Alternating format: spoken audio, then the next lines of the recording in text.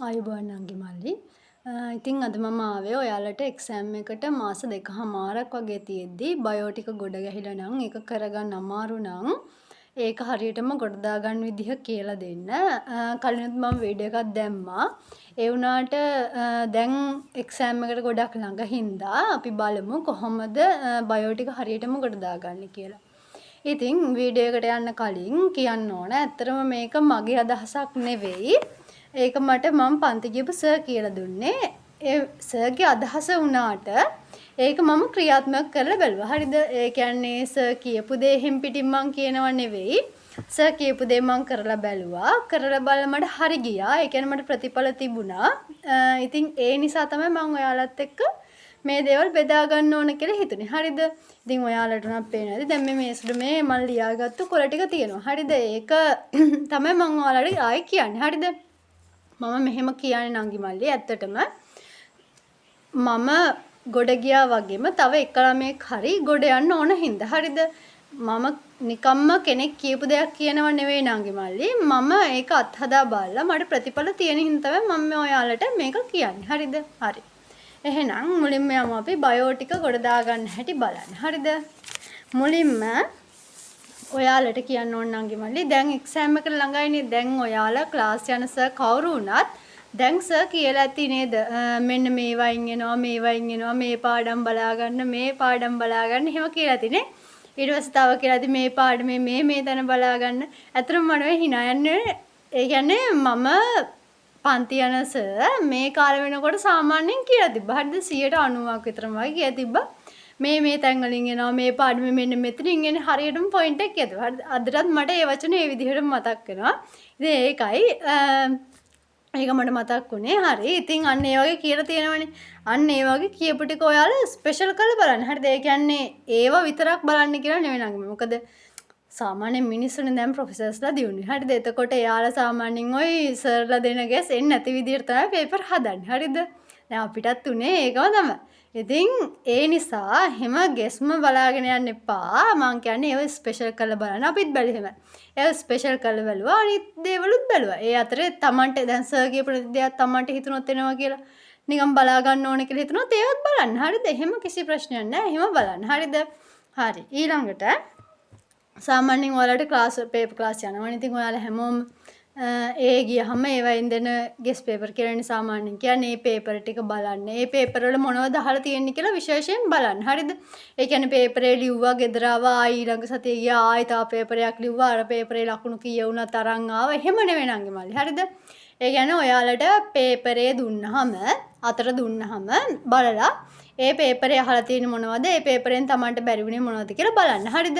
බලලා ඊට පස්සේ ඒ තැන් ටික නෝට් කරගන්න. හරිද? දැන් ඔයාලට හිතන්නකෝ ශ්වසනය ඇවිල්ලා අහලා තියෙනවා ගෙස් පේපර් එක. මේ ශ්වසනයේ මොන පාර්ට් එකෙන්ද? ඒ කියන්නේ ශ්වසනයේ රූප සටහනක් අඳින්න දැවිලා තියෙන නැත්නම් ශ්වසන යාන්ත්‍රණයක් විස්තර කරන්න ඉස්සේ එකක් දැවිලා තියෙන්නේ ගෙස් පේපරේ. ඒ ටික බලන්න. හරිද? ඊට පස්සේ ඔයාලා හිතන්නකෝ ශ්වසනයේ රූප සටහනක් අඳින්න කියලා තියෙන්නේ. එතකොට ඔයාලා ශ්වසනයේ රූප සටහනක් අඳින තැන ඉඳන් ඊට පස්සේ ඒ වටපිටාව පොඩ්ඩක් ඒ කියන්නේ ස්පෙෂල් විදිහට බලන්න. හරිද? ඒ කියන්නේ ඔය පළවෙනි පිටු දෙක තුන රූප සටහන් ටික ඊට පස්සේ ඒ ශ්වසන පද්ධතියේ හැටි ඔය කියලා දෙනවනේ ඔය. මේ පිහිටීම ගැන ඊට පස්සේ කණ්ඩිකාවල ඒ බෙදීම් ගැන පිහිටීම් ගැන ඒ විශාල වෙන ඒවා ඒව එහෙම කියලා දෙනවනේ. එතකොට ඒ ටික ස්පෙෂල් කරලා බලන්න. හරිද? අන්න එහෙමයි පේපර් එකකින් දෙයක් කරගන්න. හරිද? ඒ කියන්නේ ඔයාලා දැන් පේපරයක් ලිව්වා ආයෙම ආවා ආයෙම ගියා ආයි පේපරේ අරගත්ත එහෙම නෙවෙයි. ඒ කියන්නේ හරියට පේපර් ක්ලාස් යන ළමයෙක් නම් දැන් ගෙස් පේපර් වල දෙන ඒවා හරියට ඒකෙන් දෙයක් ගන්න නංගි මල්ලි. හරිද? මේ එහෙම අරගෙන වැඩක් කරගන්න. හරිද? ඒකට තමයි අපි ගෙස් පේපර් එකක් ලියන්නේ. නැතුව නිකන් ඔහෙ ලියන්නම් ලියලා හරි දැන් මං ගෙස් පේපරේ ලිව්වනේ දැන් මට විභාගෙට ඒකක් ගන්න පුළුවන්. එහෙම හිතන්න එපා නංගි මල්ලි. ඒක හරිම ප්‍රාථමික මානසිකත්වයක්. මොකද ගෙස් පේපර් එකක් ලිව්ව පමණින් අපිට ඒකක් ගන්න බෑ. මොකද ඒක ගෙස් පේපර් එකක්නේ. A level පේපරේ නෙවෙයිනේ. ඒ නිසා ඔයාලා ඒ ගෙස් පේපරේ වටපිටාවේ තියෙන දේවල් හොඳින් නිරීක්ෂණය කරන්න. හරිද? එහෙම කළා ඔයාලා අදහසක් ගන්න. එහෙනම් මෙන්න මේ වගේ තැන් වලින් එනවා ඇති කියලා. හරිද? හරි. ඊළඟට ඔයාලට ඊළඟට සර්ලා සාමාන්‍යයෙන් සර්ලා කියනවා මෙන්න මේ ඒසයකට ලෑස්ති වෙන්න මේ ඒසයකට ලෑස්ති වෙන්න. අන්න එහෙම කියපු ඒසය ටිකක් තියෙනවනේ. මම කියන්නේ සාමාන්‍යයෙන් දැම්ම හදිස්සි වෙන්නත් ඕනත් නෑ. සාමාන්‍යයෙන් ඔයාලට සර්ලා දෙනවා. ඒ කියන්නේ මේ මෙන්න මේ එසේ වලට ලෑස්ති වෙන්න කියලා සාමාන්‍යයෙන් සර්ලා එසේ 100ක් 200ක් වගේ දෙනවා. හරිද? එහෙම දුන්නොත් ඔයාලා සාමාන්‍යයෙන් තා ටික දවසක් තියලා ඔයාලගේ සුපුරුදු එසේ ලියන වැඩසටහන නවත්තලා ඔයාලා ඒ එසේ ටික ප්‍රැක්ටිස් වෙන්න පටන් ගන්න. හරිද? ඒක ඇත්තටම හොඳයි. ඒ කියන්නේ එසේ 100ක් මං කියන්නේ එසේ 20ක් 25ක් තියාගෙන මේ මාස දෙකමාරම ලියන්නේ එහෙම ගොන් වැඩ කරන්න එපා නංගි මල්ලි. හරිද?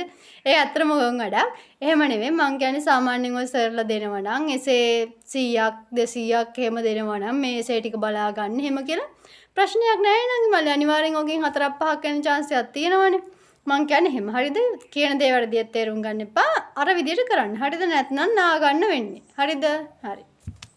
ඊළඟට තව කියනවා නම් සාමාන්‍යයෙන් දැන් ඔයාලා පාස් පේපර් එහෙම කරනවා ඊට පස්සේ ගෙස්ට් පේපර්ස් කරනවා එක පේපර්ස් කරනවානේ. එතකොට බයෝ පේපරයක් නම් මුලින්ම කරන්න ඕනේ පේපරේ අතරගත්තු ගමන් හොඳට කියවන්න ඕනේ. හරිද? මොකද දැන් අපිට අර විභාගෙදිත් පළවෙනියටම තියෙන බයෝ පේපරේනේ. එතකොට සාමාන්‍යයෙන් අපි බය වෙනවා, බය වෙලා වැරදියට කියවනවා, එහෙම ඒවා තියෙනවා. හරිද? එතකොට ඔයාලා මුලින්ම කරන්න ඕනේ පේපරේ අතරගත්තු ගමන් හොඳට කියවන්න ඕනේ. හරිද? හරි. ඊට පස්සේ හොඳට කියවලා ඊට පස්සේ සාමාන්‍යයෙන් ඔයාලා ඔය ගෙදරදී වුණත් පේපර් ක්ලාස් එකට ගියාම වුණත් ඔයාලා ස්ට්‍රෙස් වෙනවා වැඩි නම් සාමාන්‍යයෙන් ටොෆියක් වගේ අරගෙන යන්න. හරිද? අරගෙන ගිහිල්ලා ඒක කන්න. ඒ කියන්නේ මේ විභාග ශාලාවට ගෙනිච්චත් ටොෆියක් කෑවට ප්‍රශ්නයක් නෑ. මොකද මමත් ගෙනිහින් කෑවා.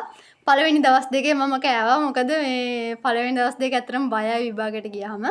ඒ නිසා මමත් ටොෆියක් අරගෙන ගිහින් කෑවා. යාළුවා මුකුත් කියන්නේ නෑ. සිද්ධාලේප ගෙනියන්න දෙනවා, ටොෆි ගෙනියන්න දෙනවා. පැන්ඩෝල් ගෙනියන්න දෙනවා. ඊට අමතරව වෙන මොකුත් නම් ගෙනියන්න දෙන්නේ නැහැ. බීම බෝතලයක් ගෙනියන්න පුළුවන්. ඕනනම් ඔයාලට පුළුවන් අර මේ බීම බෝතලයක් ගෙනහිලා බොන්න. එහෙම ප්‍රශ්නයක් නැහැ නංගි මල්ලි. මොකද මේ ඒ කියන්නේ ස්ට්‍රෙස් එක අඩු වෙන එක හොඳයි. එතකොට අපිට විභාගයේ හරියට කරගන්න පුළුවන්.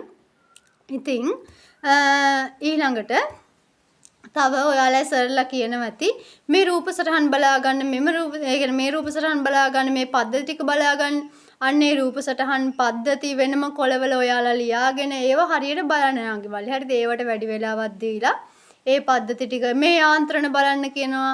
ඒව හැම බලන්න. හරිද? රූප සටහන් පද්ධති යාන්ත්‍රණ ඒව ටික ඒ සර්ලා කියන විදිහට හරියට බලන්න නංගි මල්ලි. හරිද? මොකද ඒව කියන්නේ නිකන් නෙවෙයි. ඒ සර්ලාගේ අත්දැකීම්නුත් එක්ක කියන්නේ. හරිද? ඒ නිසා ඒව හොඳට බලන්න. මේ අනික නංගි මල්ලි මං ආයි මතක් කරන්න ඕන මේ මගේ මේ දේවල් නෙවෙයි. මගේ අදහස් නෙවෙයි මේ සේරම මං කියන්නේ මේ ඉස්සරහට කියන සේරමත් මං කියන්නේ අපේ සර් කියපුවා සර් මෙඩිසින් කියපු කෙනෙක්. ඉතින් සර් කරපු ටික තමයි අපිට කිව්වේ. ඉතින් අපිත් ඒක තමයි කරලා අපි නෙවෙයි පෞද්ගලිකව මම ඒක තමයි කරලා බැලුවේ. ඉතින් මට ප්‍රතිඵල තියෙන හින්දා තමයි මම මේ ඔයාලත් එක්ක බෙදාගන්නේ. හරිද නංගි මල්ලි? ඒ නිසා වැරදියට තේරුම් ගන්න එපා. ඇත්තටම ප්‍රතිඵල තියෙනවා. මොකද මං කරා මට හරි ගියා. ඒ නිසා තමයි ඔයාලට කියන්න ඕන කියලා හිතුනේ. හරිද? හරි. ඊළඟට සාමාන්‍යයෙන් අපි ස්ට්‍රක්චර් පේපර් එකට ගියාම ස්ට්‍රක්චර් පේපරේ අපිට කරන්න පුළුවන්. හරිද? අපිට ලේසියෙන් කරන්න පුළුවන් කෙටි උත්තර ලියන්නව තියෙන්නේ. සාමාන්‍යයෙන් සමහර ස්ට්‍රක්චර් ප්‍රශ්න දිනා ඒ කියන්නේ ඒකට බොහොම කෙටි උත්තරයක් ලියන්න ඕන. එතකොට ප්‍රශ්න හරි කරලා ඉවරයි. හරිද? අන්න ඒ වගේ ප්‍රශ්න තියෙනවනේ. අන්න ඒ වගේ ප්‍රශ්න තෝරගෙන කරන්න නංගි මල්ලි. හරිද? ඒවා ලකුණුනේ. සාමාන්‍යයෙන් දැන් ස්ට්‍රක්චර් එක ඔයා හිතන්නකෝ දිග උත්තරයක් පැහැදිලි කිරීමක් එක දිග උත්තරයක් ලියන්න දෙන ප්‍රශ්නයක් තියෙනවා. හරිද? තා ප්‍රශ්නයක් තියෙනවා කෙටි උත්තරයක් ලිව්වහම ඉවරයි. හරිද? ඉතින් ඔයා හිතන්නකෝ ඔයා අර මුළු වෙලාවම අරගෙන දිග උත්තරේ ලිව්වත් අර කෙටි උත්තරේ කෙටි වෙලාවක් අරගෙන ලියලා ඊටු ටික සම්පූර්ණ කරත් ඔයාට එන්නේ එකම ලකුණනේ. වටිනාකම එකයි නම් නංගි මල්ලි. ලේසියෙන් කරන්න පුළුවන් ටික ඉස්සෙල්ලම කරගෙන යන්න. හරිද? ඒ කියන්නේ ඔයාලට ස්ට්‍රක්චර් පේපර් එක ගත්තාම ඔයාලා කෙටි උත්තර ලියන්න තියෙන ටික ඉක්මනට කරගෙන යන්න. හරිද? ඒක ඇත්තටම නුවණක්කාර වැඩක්. හරිද? මොකද අර දිග උත්තර ලියන්න ගියාම අපිවත් දන්නේ නැහැ නංගි මල්ලි වෙලාව යනවා. හරිද? උත්තරේ ලියාගෙන ගියාම සමහර වෙලාවට පැටලෙනවා. හරිද? ඒ කියන්නේ අයියෝ මල් ලියන්න ඕනක නෙවෙයි ලියලා තියෙන කියලා එක වෙලාවකට හිතනවා. හැබැයි හරි උත්තරේ ඊට පස්සේ අපි ආයි කපනවා, ආයි ඉඩමදි වෙනවා. ඊට පස්සේ ස්ට්‍රෙස් වෙනවා. අයියෝ ඉඩමදි වුණා. ඊට පස්සේ අර මේ ඉරක් ගහලා වෙන් කරලා තියෙනෝනේ අර මෙම තීරුවේ කිසිවක් නොලියන්න කියලා. ඒ තීරුවෙත් ලියනවා ඊට පස්සේ හිතේ හිතෙනවා අයියෝ ඒ තීරුවෙත් ලිව්වනේ දැන් බලන එක නේද දන්නේ. එහෙම කියලාත් හිතනවා. හරිද? ඇත්තටම නංගි මල්ලි ඒ තීරුවේ ලිව්වට කිසි ප්‍රශ්නයක් නැහැ. යාලා ඒවා බලනවා. අර එයාලගේ පහසුවට තමයි ඒක ලියන්න එපා කියලා තියෙන්නේ. හරිද? ඒ වුණාට ඔයාලා එහෙම කරන්න එපා. කියන්නේ හැම වෙලේම ලකුණු දෙනවනේ බලනවනේ කියලා ලියන්න එපා. මොකද රිස්ක් එකක් තියෙනවා. ඒක හරිද? බලන්නත් පුළුවන්, බලන්න නැති වෙන්නත් පුළුවන්. හරිද? ඒ නිසා මම මේ කියන්නේ. හරිද? ඊළඟට සාමාන්‍යයෙන් දෙබිදුන් සූචි වගේව තියෙනවා. මේ අපිට තියෙනවා දෙබිදුන් සූචි. ඒවෙන් පුරුදු වෙලා යන්නේ පාස් පේපර් වල ඇවිල්ලා තියෙනවා. දැන් නංගි මල්ලි දැන් ට්‍රෙන්ඩ් එක තමයි. ඒ කියන්නේ පාස් පේපර් වල ගිය අවුරුද්දේ හප් එකක් මේ අවුරුද්දේ අහන්නේ නැහැ කියලා එකක් නැහැ. හරිද? ඒ නිසා දැන් අපිට උනත් එමනේ ප්‍රජනනය දැන් අවුරුදු කීයක් අපිට ඇහුවද බලන්නකො. ප්‍රජනනයම ඇහුවා. හරිද? ඒ නිසා දැන් අපි උනත් අතරම ප්‍රජනනය බලාගෙන ගියේ නැහැ. මොකද ගිය අවුරුද්දේ ඇහුවා හින්දා අපෙන් අහන්න එකක් නැහැ කියලා. හැබැයි ඒ වුණාට බයෝ පේපරේ කිසිම දවසක වුණ නැති විදිහට ප්‍රජනනය අපෙනොත් ඇහුවා. හරිද? ඒ නිසා නංගි මල්ලි ඔයාලා කියන්න එපා දෙබිදුන් සූචි ගිය අවුරුද්දෙත් ආවනේ නිසා මේ අවුරුද්දේ නේ කන්නේ කියලා. එහෙම ඔයාලා තීරණය කරන්න එපා. හරිද? එන්න පුළුවන් අනිවාර්යෙන් එන්න කියලා එනවා කියලා කන්නේ නැහැ. හැබැයි එන්න පුළුවන්. ආවොත් අපරාධ නංගි මල්ලි. ඒ කියන්නේ ලේසියෙන්ම ලකුණු ගන්න පුළුවන් එකක්. හැබැයි හොඳට පුරුදු වෙන්න ඕන. දෙබිදුන් සූචි කරන ට්‍රික්ස් තියෙනවා. YouTube එකේ බැලුවොත් හොයාගන්න පුළුවන්. ඇත්තටම මේ විදිහට කරොත් පැටලෙන්නේ නැහැ. මේ ඒ නිසා ඒවත් පුරුදු වෙලා යන්න. හරිද? ඊළඟට විද්‍යාත්මක නම් ලියන හැටි. හරිද? ඒකෙන් තමයි ළමයින්ට ගොඩාක්ම ලකුණු නැති වෙන්නේ. හරිද? විද්‍යාත්මක නම් ලියනකොට ඔයාලා දන්නවනේ පළවෙනි අකුර අනිවාර්යයෙන්ම ඉංග්‍රීසි කැපිටල් වෙන්න ඕන. ඊට පස්සේ 9 කොටස් දෙකක් තියෙනවා නම් ඒ දෙක වෙන වෙනම ලියන්න ඕන. ඊට පස්සේ තුන්වෙනි කොටසක් තියෙනවා නම් ඒකත් ලියන්න ඕන. ඊට පස්සේ තුන්වෙනි කොටස මොකක්ද අර මේ විද්‍යාත්මක නාමයක් නම් ඒකේ පළවෙනි අකුර කැපිටල් වෙන්න ඕන. හැබැයි ඒක විද්‍යාත්මක නාමයක් නෙවෙයි නම් ඒක සිම්පල් වලින් ලියන්න ඕන. ඊට පස්සේ යටින් ඉරි ගහන්න ඕන. හරියට වෙන් කරන්න ඕන. අනික නංගි මල්ලි දැන් ඔයාලා හිතන්නකෝ ඔයාලා විද්‍යාත්මක නම එක අකුරක් කරද්දුවා කියලා. ඒ ලියන්න ඕන තැනට ඊ ලියලා. මුළු නමම වැරදි. හරිද නංගි මල්ලි? ඒ කියන්නේ සම්පූර්ණයෙන්ම නම වෙනස් වෙනවා. ඊට පස්සේ ඒකෙන් හැඳින්වෙන දේ වෙනස් වෙනවා. ඒක නිසා විද්‍යාත්මක නමක කිසිම වෙලාවක එක අකුරක් වැරද්දුවත් ලකුණක් දෙන්නේ නැහැ. හරිද? ඊට පස්සේ ඔයාලා මුළු නමම සම්පූර්ණ හරියට ලියලා වෙන් කළා ඉංග්‍රීසිත් හරියට භාවිතා කරලා ලියලා ඔයාලා යටින් ඉරියඳ තිබුණ නැහැ කියලා හිතන්නකෝ. එතකොට එක ලකුණක්වත් දෙන්නේ නැහැ. හරිද? ඒ නිසා මගේ යාළුවන්ට ඕන තරම් වෙලා තියෙනවා මම දැකලා තියෙනවා. ඒ කියන්නේ එයාලා හරියට ලියලා අයියෝ මේ යටින් ඉරියඳ නැහැ. හරිද? ලකුණු දෙන්නේ නැත්තේ ඇයි කියලා හවම සර්ගෙන් සර් කියනවා යටින් ඉරියඳ තිබුණ නැහැ. ඉතින් ලකුණු නැහැ. හරිද? ඉතින් සාධාරණයි නංගි මල්ලි. නීති රීති නම් ඒ විදිහටම තියෙන්න ඕන. හරිද? නීති රීති ඒ විදිහටම පිළිපදින්න ඕන. ඒ නිසා ඒවා හරියටම ලියන්න නංගි මල්ලි. ඒවා ගැන සැලකිලිමත් වෙන්න අපරාධ ලකුණු. නිකන් දන්නේ වයින් නිකන් ලකුණු අඩු කරගන්න ඕනේ නෑ නේ. ලකුණු අඩු වෙන්න නම් ඕන තරම් ඒවා තියෙනවනේ අපි නොදන්නේ නේද? ඊළඟට තව එකක් තියෙනවා. ඔයාර අපි කෙටි කරලා ලියන්න නම් තියෙනනේ කාබන් ඩයොක්සයිඩ් වලට CO2 ඔක්සිජන් වලට O2 ඊට පස්සේ ඔක්සලෝ ඇසිටේට් වලට OAA ඒ වගේ ඒවා තියෙනවනේ. එතකොට ඒ වගේ ඒවා ලියනකොට අපි අර සාමාන්‍යයෙන් එසේ ප්‍රශ්න වලට තමයි මේක වෙන්නේ. අපිට ඔක්සලෝ ඇසිටේට් වලට කෙලින්ම OAA කියලා ලියන්න බෑ. හරිද? එසේ ප්‍රශ්නයකදී ඉස්සෙල්ලා අපි ඒ නම ලියගෙන ඔක්සලෝ ඇසිටේට් කියලා ලියලා වරහන් ඇතුලේ OAA කියලා දාන්න ඕන. හරිද? එහෙම තමයි නංගි මල්ලි. ඒ කියන්නේ එසේ ප්‍රශ්නයක් ලියනකොට ඒ නීති රීති තියෙනවා. ඊට පස්සේ ඔයාලට ඕනනම් මේ ඡේද පහලට යනකොට ඔක්සලෝ ඇසිටේට් වුණාට OAA දාන්න පුළුවන්. මොකද ඔයා උඩදී එක හඳුන්වලා දීලා තියෙන හින්දා. හරිද? කාබන් ඩයොක්සයිඩ් උනත් එහෙම අපිට කෙලින්ම CO2 කියලා ලියන්න බෑ. කාබන් ඩයොක්සයිඩ් කියලා ලියලා වරහන් ඇතුලේ CO2 දාන්න ඕන. එතකොට තමයි ලකුණු හම්බෙන්නේ. හරිද? නැතුව නිකම්ම ඔයා මේ CO2 කියලා දැම්මඩ මේ පේපරේ බලන කට්ටිය දන්නේ නැහැ. ඔයා මේ මොනවද ලියලා තියෙන්නේ කියලා. ඉංග්‍රීසි අකුරු දෙකකුයි මේ ඉලක්කමකුයි ලියලා තියෙනවා. එයාලා දන්නේ නැහැ මොනවද ලියලාද කියලා. ඉතින් එයාලා ලකුණු දෙන්නේ නැහැ. සාධාරණයි නංගි මල්ලි නේද? ඒ නිසා එහෙම කරන්න එපා. නිකන් දැන ලකුණු අඩු කරගන්න එපා. හරිද? ඒ නිසා මම කියන්නේ Taman දන්න දේ හරියට ලියලා ඒ ගන්න පුළුවන් ලකුණු ටික ගන්න නංගි මල්ලි. නිකන් බොරුවට ගන්න පුළුවන් ලකුණු ටිකක් නොගෙන ඉන්න එපා. හරිද? ඊළඟට මට හොඳට මතකයි අපේ සර් කරා කිව්වා. ඒ කියන්නේ සර් මේ තියෙන බයටම ඒ කියන්නේ බයෝ පේපරේ කොච්චර ලියුවත් ලකුණු හම්බෙන්නේ නැහනේ. ඒක ඉතින් හැමෝම දන්නවනේ. ඉතින් සර් කරලා තියෙන්නේ අර මේ ස්ට්‍රක්චර් පේපරේ එහෙම උත්තරේ ලියලා ඊට පස්සේ මේ අර සාමාන්‍යයෙන් අපි උත්තරේ ලිව්වහම අපිට හරිම උත්තරේ මතක නැතුනම අපි අර දිග හැලි ලියන්නේ මතකයිනේ. අන්න ඒ වගේ ඒ කියන්නේ සර් හරි උත්තරේත් ලියලා පොයින්ට් එකට ලියලා අර දිග හැලක් වගේ එකක් වරහන් ඇතුළෙන් දිනවලු. ඒ කියන්නේ සාමාන්‍යයෙන් ඒ වැඩි හොඳට. හරිද? එහෙම තමයි සමහර ළමයි එහෙමත් කරනවා. හරිද නංගි මල්ලි? ඉතින් මම කිව්වේ නිකන් එහෙම කරන්න අවශ්‍යතාවයක් නැහැ. එහෙම කරා කියලා වැඩිපුර ලකුණු දෙන්නෙත් නැහැ. හරි පොයින්ට් එක තියෙන ඒකට තමයි ලකුණු දෙන්නේ. හරිද?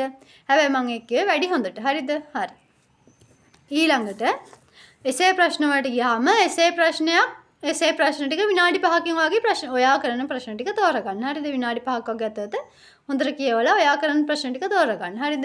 ඊළඟට එසේ ප්‍රශ්න කරන්න ගියාම නංගිල මල්ලිලා කරන ලොකු වැරද්දක් තමයි ඔයාලා හුරු පුරුදුකමට එසේ ප්‍රශ්න තෝරගන්න. ඒ කියන්නේ දැන් සාමාන්‍යයෙන් ඔයාලට මොකක් හරි එසේ එකක් හුරුයි නම් ඔයාලා ඒක තෝරගන්න. හැබැයි ලියන්න ගියාම තමයි තේරෙන්නේ අයියෝ මට මේක බෑනේ කියලා. හරිද? ඒ නිසා එසේ ප්‍රශ්නයක් තෝරගන්නදී හුරු පුරුදුකම නේ. ඔයාලට මතක තියෙන පොයින්ට්ස් ගන්න අනුව එසේ ප්‍රශ්නේ තෝරගන්න. හරිද? ඒ කියන්නේ ඔයාලා එසේ ප්‍රශ්නයක් කරගෙන ගියාම සැකිල්ලක් හදාගන්න අංගි මල්ලි. ඒ සැකිල්ල හදාගෙන ඔයාලා ඒ සැකිල්ලට අනුව ලියන්න පටන් ගන්න. හරිද? සැකිල්ලක් හදන එක ගැන උනත් ඕනනම් මම කියලා දෙන්නම් ඊළඟ වීඩියෝ එකදී. ඔයාලට මම කියන්නේ එසේ ප්‍රශ්නයක් තෝරගනිද්දී ඔයාලට මතක පොයින්ට්ස් ගන්නට අනුව ඔයාලා ප්‍රශ්නේ තෝරගන්න. හරිද? නැතුව හුරු පුරුදුකමට තෝරගන්න එපා. අනික නංගි මල්ලි තව වැදගත් දෙයක් තමයි ඔයාලා ඔය පරිසරය වගේ පාඩම් වලින් එසේ ප්‍රශ්න කරන්න යන්න එපා. ඊළඟට ඔය තව තියෙනවා ඔය නැනෝ තාක්ෂණයේ අන්තිම ටිකක් තියෙන අර දිග හැලක් වගේ තියෙන අපි නම් ඔය සාමාන්‍යයෙන් එකපාරේ මම නම් කියලා තියෙන්නේ. සාමාන්‍යයෙන් මම බයෝ පාඩමක්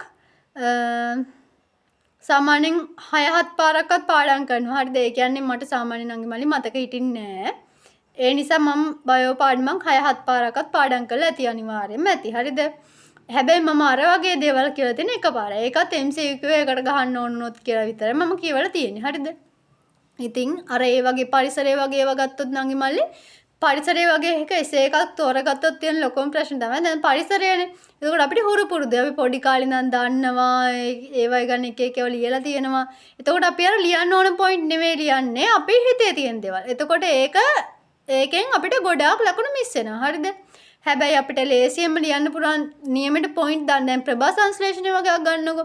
ඒක අපිට ඒ කියන්නේ අපිට හිතෙන පොයින්ට් ලියන්න බෑනේ. එයාලා හරියටම දීලා තියෙන පොතේ පොයින්ට් එක. අපිට ඒක තෝරගෙන ලියන්න තියෙන්නේ. ඒක ඒ විදිහටම ලියන්න තියෙන්නේ.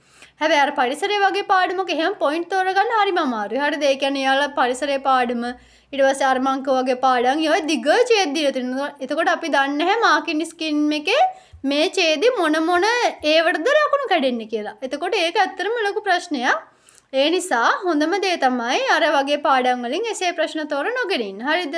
හරි. ඊළඟට සාමාන්‍යයෙන් ඡේද කඩන්න එසේ එකක් ලියද්දී ඔයාලා ගෙදර ඉඳන් උනත් ලියද්දී ඡේද කඩන්න. ඡේද කඩද්දී සාමාන්‍ය රූල් දෙකක් විතර තියලා ඒ කියන්නේ එක ඡේදයක් ලියලා රූල් දෙකක් විතර තියලා ඊළඟ ඡේදෙ පටන් ගන්න. හරිද? එහෙම කරන්න නංගි මල්ලි සාමාන්‍ය මට ඕන තරම් වෙලා තියෙනවා. ඊළඟ ඡේදෙ ලියාගෙන යනකොට අර උඩ ඡේදෙට එන්න ඕන එකක් මතක් වෙනවා. හරිද? ඒ කියන්නේ සාමාන්‍යයෙන් අපි ඡේද කඩන්නේ යම් පිළිවෙලකටනේ එසේ ප්‍රශ්නයක් ලියාගෙන යන්නේ හිතෙන් තනින් එසේ ප්‍රශ්න ලියන්න බෑනේ. එතකොට අර අපි දෙවෙනි ඡේද ලියාගෙන යනකොට පළවෙනි ඡේදෙට එන්න ඕන එක මතක් වෙනවා. හරිද? එතකොට ඒ නිසා අර එහෙම මතක් වුණොත් ලියන්න තමයි අර අපි රූල් දෙකක් තියලා දෙන්නේ. එතකොට අපිලිවෙල නෑ අපිරිසිදු නෑ ක්ලියර්. ඒක බලන කෙනාටත් පැහැදිලි. හරිද? ඒ කියන්නේ බලන කෙනා එතකොට දන්නවා මෙයාගේ පළවෙනි ඡේදෙන් කියලා තියෙන මේ ටික. දෙවෙනි ඡේදෙන් කියලා තියෙන මේ ටික. එහෙම කියලා එයාත් දන්නවා. හරිද? එතකොට එයා වුණත් හිතනවා මෙයා වැඩ කරන ළමෙක්. එහෙනම් මෙයා හොඳට පාඩම් කරලා ඉන්නේ නැත්තේ මෙයා දක්ෂ ඇති එහෙම කියලා හිතනවා. හරිද? එතකොට එයාලට මානසිකත්වයක් එයාලගේ ඔළුව ඇතුලේ ගොඩනගෙනවනේ. එතකොට එයාලා නොදැනුවත්ම අපිට ලකුණු දෙනවා. හරිද? ඒ කියන්නේ සාමාන්‍යයෙන් අපිට මොකක් හරි පොයින්ට් එකක් මගහැරලා තිබුණත් එයාලගේ ලකුණු අපිට ගන්න ලේසි. හරිද? අපි අර ඡේද කඩන්න නැතුව මෙහෙම පොයින්ට් අර මෙහෙන් ගහලා තිබ්බාම එයාලත් දන්නවා අපෝ මෙයා පාඩම් කරපු ළමෙක් නෙවෙයි එහෙම කියලා. සමහරුණා කියන්නේ පිළිවෙලක් නැතුනම බලා ගන්න බැරුණම ඇත්තටම ඒ ගුරුවරු එහෙම බලන්නෙත් නැහැ වුණා වගේ. හරිද? ඒ නිසා මේ ට්‍රික්ස් හොඳට දැනගන්න. හරිද? මේ විභාගෙට ලං වෙලා මේ ට්‍රික්ස් හොඳට දැනගන්න. ඒ ට්‍රික්ස් දැනගෙන උත්තර ලියන්න. හරිද? එතකොට ඔයාලට ලකුණු ගන්න ලේසි. හරිද? නොදැන ලියනට වඩා අර ට්‍රික්ස් දැනගෙන හරියට ලියන එකෙන් ඔයාලට පේපරේ ලකුණු 10ක් 15ක් වැඩි කරගන්න පුළුවන්. හරිද? ඊළඟට තව ඔයාලට කියන්න තියෙනවා සාමාන්‍යයෙන් ඔයාලා සබ්ජෙක්ට් තුනට මේක අදාළයි බයෝ වලට විතරක් නෙමෙයි. ඔයාලා සාමාන්‍යයෙන් ඔයාලගේ දුර්වලතන් ටික අඳුර ගන්න. හරිද? බයෝ වල නම් බයෝ මට මෙන්න මේ පාඩම් බෑ. මං අඳුරගෙන තිබ්බ මට බයෝ වල ආහාර චින්න පද්ධතිය බෑ. හරිද? ඒ කියන්නේ ඒක සර් කොච්චර හොඳට කියලා දුන්නත් මම ඒක කොච්චර පාඩම් කරත් මට ඒක බෑ. හරිද? ඒ කියන්නේ ඒක නම් පුදුම දෙයක්. ඒ කියන්නේ ආහාර චින්න පද්ධතිය නම් මට අප්පිරියයි. හරිද? ඒවන් විභාගයට ගියත් හිතාගෙන ගියා ඒකෙන් ආවොත් ඒ ලකුණු ටික අතාරිනවා කියලා. හරිද? ඇත්තටම මට අතාරින්න වුණා. මොකද ඇත්තටම මං උත්සාහ කරා. හරිද? ඒ කියන්නේ මං ඕකට ගොඩාක් උත්සාහ කළා තියෙනවා. හරිද? හැබැයි මට අන්තිමට තේරුණා කොච්චර පාඩම් කරත් මට ආහාර චින්න පද්ධතිය මතක හිටින්නේ නැහැ. කරන්න දෙයක් නැහැ නේ ඉතින්. එහෙම දුර්වලතන් ටික අඳුර ගන්න. හැබැයි හදාගන්න පුළුවන් එකක් නා හදාගන්න. ඒ කියන්නේ දැන් කාලය තියෙනවනේ. හැබැයි එහෙමයි කියලා ලකුණු වෙන්නේ නැති අස්සේ තියෙන වගේ හදාගන්න යන්න එපා නංගි මල්ලි. ඒව අතරලා දාන්න. ලකුණු වෙනවා කියලා දන්නවනම් මේන් පොයින්ට් නම් අනිවාර්යෙන් දුර්වල තැන් ටික හදාගන්න. හරිද? ඊට පස්සේ තමන්ට තනියෙන් හදාගන්න පුළුවන් නම් තනියෙන් හදාගන්න. YouTube එකේ ලෙසන් බලලා එහෙම හදාගන්න. නැත්නම් සර් කෙනෙක්ගේ වීඩියෝ එකක් බලලා හදාගන්න. එහෙම කැමති දෙයක්. හරිද? ඊට පස්සේ සාමාන්‍යයෙන් ඔයාලා මේ කාලේ කරන වැඩ ටික බෙදා ගන්න. හරිද? ඒ කියන්නේ මම මෙන්න මේ මාසෙ ඇතුළත මේ වැඩ ටික කරලා ඉවර කරනවා. ඊළඟ මාසෙ මේ ටික කරලා ඉවර කරනවා බයෝ වල. මම බයෝ වල අන්තිම දවස් ටිකේ කරන්නේ මෙන්න මේ ටික මේ වැඩ ටික එහෙම කියලා ඒ කියන්නේ හදාගෙන තියාගන්න. හරිද? ඇත්තට මේක ලේසි. එතකොට වැඩ ටික කරගන්න පුළුවන්. හරිද? හරි. ඊළඟට සාමාන්‍යයෙන් ඔයාලට ඒ ටික තමයි මට කියන්න ඕන උනේ. වෙන විශේෂ දෙයක් මට කියන්න ඉතුරු වෙලා නැහැ. ඊළඟට නංගි මල්ලි එහෙනම් මං කියන්නේ ඔයාලා හොඳට වැඩ කරන්න. හොඳට වැඩ කරලා හොඳ රිසල්ට් එකක් ගන්න. හැමෝම බලන් ඉන්නේ ඔයාලට වර්ධිනකම් අම්මා තාත්තා ඇරෙන්න. ඉතින් හැමෝටම පෙන්නන්න ඔයා කවුද කියලා. ඔයා හොඳට වැඩ කරන්න. මම මේ ඇත්තටම වීඩියෝ ගේන්නෙත් ඒකට තමයි. ඒ කියන්නේ හොඳට වැඩ කරන්න ඕන හින්දා. ඉතින් එහෙනම් හැමෝටම සුබ දවසක්.